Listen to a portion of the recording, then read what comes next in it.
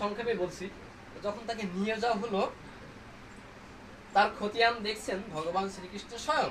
তিনি বলছেন যে ইনাকে আর একবার জন্ম নিতে হবে দিল্লিতে। তার আগের জন্ম ছিল মথুরাতে।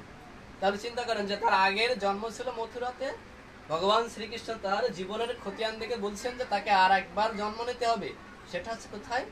দিল্লিতে। তিনি বলছেন যে যখন এই কথা আমাকে বললো, আবার সেই চারজন ধরে একটা সিঁড়ির মতো জায়গা, একটা অন্ধকারের জায়গা আমাকে আবার বসিয়ে দিল।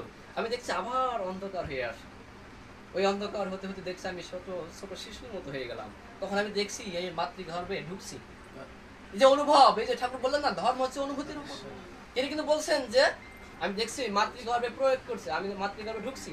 ওই মাতৃগর্ভে থাকা অবস্থায় নাম করছে, এবং ওই শান্তিদেবী বলছেন যে যখন আমার মৃত্যু হয়, আমি তখন দেহ রাখি, ওই সময় কিন্তু আমার নাম চলছে। তাহলে দেখেন যে নাম কি একটা জিনিস। ঠাকুর বললেন না যে জপ তপ যতই করো মরণে হুঁশিয়ার, ইষ্ট চিন্তা ইষ্ট নাম যদি প্রবল না হয়, তাহলে কিন্তু ঠিকঠাক ভাবে কাজ হয় না। তাই যাই হোক, আমি আর বেশি কথা না বলি। শ্রদ্ধা দাদা এসছেন, আপনারা সবাই প্রত্যেকেই ভালো থাকেন, সুস্থ থাকেন, এবং এই মৃত্যু আমাদের জীবনে যেন আসে, আমরা যেন স্মৃতিবাহী মৃত্যু চাই। মৃত্যুর আগে যেন কখনোই আমার চিন্তা না হয় যে ব্যাংকে 50 লক্ষ টাকা আছে, ছেলে দুইটা আছে, দুইটার ভিতরে সমবন্টন করে ভাগ করে দিয়ে যায়, অনেক জায়গা জমি আছে, এই সব মানসিক টেনশন যেন আপনার না আসে। যখন আপনার আমার ভিতরে ওই চিন্তায় আসবে যে স্মৃতিবাহী মৃত্যু, যে না আমি, আমার মৃত্যু, মানুষের মৃত্যু হয় না, দেহের মৃত্যু হচ্ছে।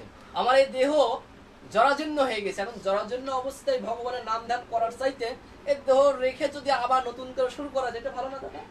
এটাই তো ভালো। এটাই হচ্ছে স্মৃতিবাহী মৃত্যু। ওই সময় ভগবানের নাম চিন্তা করতে করতে যদি আমার আবার জন্ম হয়, এটি ঠাকুর চেয়েছেন যে গতকালকের ঘটনা যদি আজকে মনে থাকে, আজকের ঘটনা যদি কালকে মনে থাকে, এইভাবে স্টেপ বাই স্টেপ যদি আমরা ওই স্মৃতিটা যদি মনে রাখতে পারি, তাহলে কিন্তু আমাদের ওই মানব জীবনের মৃত্যুটা শ্রেষ্ঠ এবং সার্থক হয়। একজন ছাত্র বা ছাত্রী যখন স্কুল কলেজ বিশ্ববিদ্যালয়ে পড়ে, তার জীবনের সার্থকতা কখন আসে? রেজাল্টের মধ্যে, পরীক্ষার মধ্যে। প্রত্যেকটা মানুষের মৃত্যু হচ্ছে একটা ধাপ, একটা ওই পরীক্ষা।